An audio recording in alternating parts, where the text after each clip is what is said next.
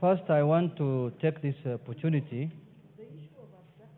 to thank you as the chairman of the Parliamentary Service Commission and as the Speaker of the National Assembly for taking swift action so that we could know what happened to our colleague, Honorable Koimburi. And you appointed Honorable Tongoyo, the chairman of the Security Committee, and Honorable Epuyo, to go and see and visit our colleague who purportedly was abducted, Mr. Speaker. And to my shock, the report that has been tabled today in Parliament, Mr. Speaker, is what I can only term as the biggest political scandal in our country, Mr. Speaker.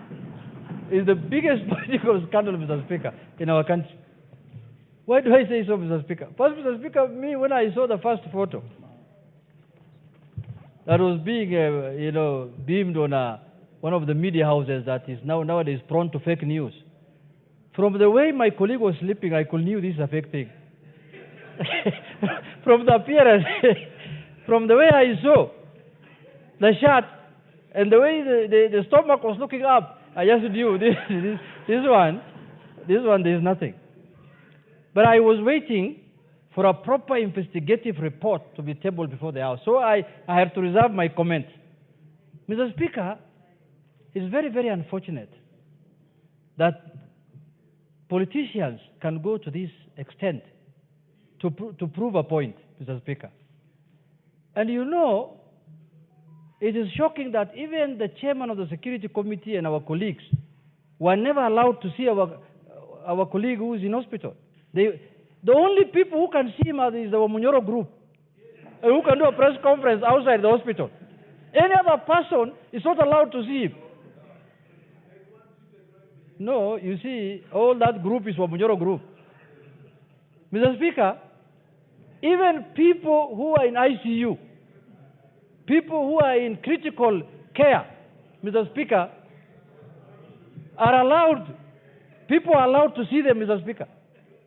This is the first case I've ever seen somebody who is not even, we don't know whether he's critically ill or not, nobody can see him. Only Wamunyoro group, Mr. Speaker. And they're the only ones who can speak to the public that we have visited our friend, he was inhaling some gas or something like that. Mr. Speaker, the director of this drama, now I've come to conclusion that the director of this drama is none other than one Mr. Obujoro. This is the same thing he did when he was running away from interrogation at the Senate. You remember?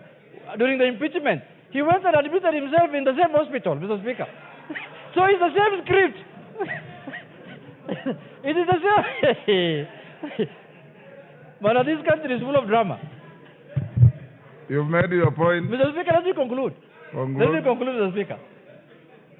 The same disease, the same hospital, the same bed, the same visitors, the same doctor, nobody else can see you. Mr. Speaker, I want to thank the police service of this country, the Inspector General of Police, and the DCI Director for the swift investigation that they have done this matter. Because, Mr. Speaker, if this thing was not investigated thoroughly, these self-abductions will have gone up. Today it will have been Koimburi. Tomorrow I can tell you, there's a candidate who's watching me here, Mr. Speaker. He will have hidden himself in these mokoka trees. somewhere, I know, I don't want to mention names. He will have hidden himself behind a mokoka tree. And he will have told you, I have been abducted. So, Mr. Speaker, I am very, very happy today that this thing has come to light. But I want to urge the former impeached former deputy governor, the deputy president, please don't go this direction. This kind of politics of deceit and conmanship and this kind of tactics of self-abduction and somebody shooting his car, claiming that I am under attack, those are all the way of doing politics. If you want to know how to do opposition politics, you know where you can find good advice. Go and see Baba. Sit down with him. Tell him, Baba, how did you sustain this opposition politics for the last 40 years? What tactics did you use? I've never seen you self-abducting yourself. I've never seen you shooting your car anywhere. What tactics could you have used? Come there. We will teach you how to go about it. Thank you, Mr. Speaker. Yes, Majority Leader. Thank you, Honorable Speaker. Honorable Speaker, allow me to also begin by first, in one of these very rare occasions, to congratulate the Inspector General of Police, the Director of DCI, and all the officers within our police service for the good work that they have exhibited, not just in this case, but also in cracking the unfortunate murder of the late Were. And I think, Honorable Speaker, we have not taken time to congratulate them also because of the swiftness with which they were able to apprehend the culprits or the criminals who murdered the late Were. And I want to believe that they are still working to ensure that they get even the sponsors of the people who pulled the trigger on the late Were.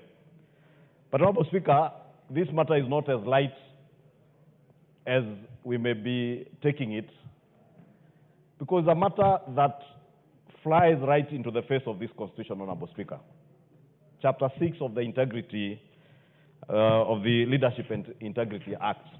Honorable Speaker, if you allow me, Article 73 says that responsibilities of leadership, authority assigned to a state officer, is a public trust to be exercised in a manner that, 3, brings honor to the nation and dignity to the office and promotes public confidence in the integrity of the office. We are not discussing one of us because we need a motion to be before the House to discuss any one of us. But it is the dignity of the office of a member of parliament that is in question today, Honorable Speaker. If a member of parliament who has been elected by his people to come and represent them in this House can dare engage in the kind of criminality that we have seen the Honorable Koimburi engage in, Honorable Speaker, this should be one of the saddest days for this House, Honorable Speaker. This is the same member, Honorable Speaker, who last year claimed that members of parliament were being paid 2 million shillings to vote on the finance bill. You will remember, all of you, that the Honorable Koimburi appeared before this House, apologized, and in our magnanimity, we accepted his apology and let that go. Honorable Speaker, as a House, we must not let this pass. We must not let it pass. When we forgave Honorable Koimburi and let it go, the impeachment of this drama director, I don't know whether he's a script writer or the drama director, Malala might be the script writer, the director is a former deputy president, and the actor now is Koimburi. Just like during the impeachment process, as the Honorable Junet says, the former deputy president appeared here looking very dark. But because he knew there was no cross-examination in the National Assembly during the impeachment process, he had the audacity and the guts to come and try defend himself here. But he did not have the courage to face the House where he would be cross-examined. He faked sickness, ended up being admitted in Karen Hospital, apparently in the same room, same bed. I am not certain, and I want to speak to my good friend, Dr. Gekonyo, a man of very high integrity and a good doctor in this country, and plead with him not to allow his hospital to be misused by these people who are otherwise common street criminals, Honorable Speaker, I dare say. The Honorable Koimburi was saying, Honorable Speaker, again went to the media and said that members of parliament were being paid, I think, $500,000 or something like that, 5 million shillings, to impeach a deputy president who deserved nothing more than what he got. In fact, we should have impeached Rigathi Gachagua probably a year before. And Kenyans now will vindicate this House that Kenyans were being saved from greater trouble from this man, Honorable Speaker, and the drama that we are seeing. It's unfortunate, Honorable Speaker, that this circus has pulled into it other dignified leaders like your good friend, the former Vice President Kalonzo Musyoka, who I saw yesterday at Karen Hospital, together with our former Speaker, J.B. Muturi, saying that there are people who claim there was a self-abduction. Now, it is clear that Honorable Koimburi self-abducted himself, Honorable Speaker. Honorable Speaker, I appeared on a show on Al Jazeera TV last month, but one, on the 4th of February or the 5th of February. And I was put to task on the question of abductions in this country. Because you remember the president committing that he will end abductions, and many people never understood. And people would ask, who is abducting people? And I remember Honorable Speaker saying, there was information that had been shared that there were even members of parliament who planned to kidnap or abduct themselves and blame the state. Honorable Speaker, time is a healer, and time is also a vindicator. I think many things are being vindicated over time.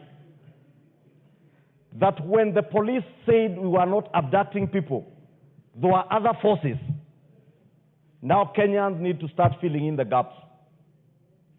When last year, Honorable Speaker, and I said yesterday, when we were debating the adjournment motion by the Honorable Junet, when on the 25th of June, Kenyans rallied around the country on account of misinformation and disinformation around issues touching on the finance bill, Honorable Speaker, we said it to the nation that many of the things that were offensive to Kenyans had been removed from that bill. But nobody listened, Honorable Speaker, because of the negativity, the propaganda that was being pushed by this group, Honorable Speaker.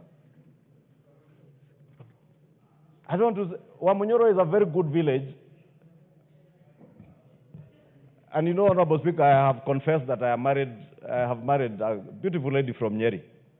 And is one of the villages in Madera constituency represented by the Honorable Amombi. Therefore, let us not accuse that good village. This is a character of a person and a group around him that believes you can only advance opposition politics either using violence, deceit, bloodshed, and that is why you saw the things that were in the adjournment motion by Honorable Junet yesterday. The unfortunate reference to the 2007 post-election violence, Honorable Speaker. Because these are people who have no agenda for this country. And all they desire is chaos and anarchy for our country. Honorable Speaker, I want to plead with you, because you are the chair of our Powers and Privileges Committee. Irrespective of what the National Police Service and the Director of Prosecution or the Ethics and Anti-Corruption Commission do with the Honorable Koimburi, the Powers and Privileges Committee of this House must be seized of this matter of Honorable Koimburi. And I also want to speak to the people of Juja. They are a great people who have been denied proper representation in this House. And I don't want to discuss the member, Honorable Speaker, but the people of Juja are suffering, and I've been there, I know. Right now, I'm addressing issues, Honorable Speaker, in my office, touching on electricity connectivity in Juja, and the MP has the audacity to send them a message on their WhatsApp group telling them you can go ask for your electricity from Ruto. I left that government. Whether you are in a government or not, you are elected as a member of parliament to represent your people. When they question you, when they ask you for services, answer them in a dignified manner. Therefore, Honorable Speaker, I want to say the police have done their work. The Director of Prosecution, the DPP, must do his work. EACC, because of Chapter 6 of our Constitution, must do their work on the matter of ethics of public officers that the Honorable Koimburi has contravened. Our Powers and Privileges Committee, Honorable Speaker, which you chair, must now be seized of this matter and take the necessary action. The people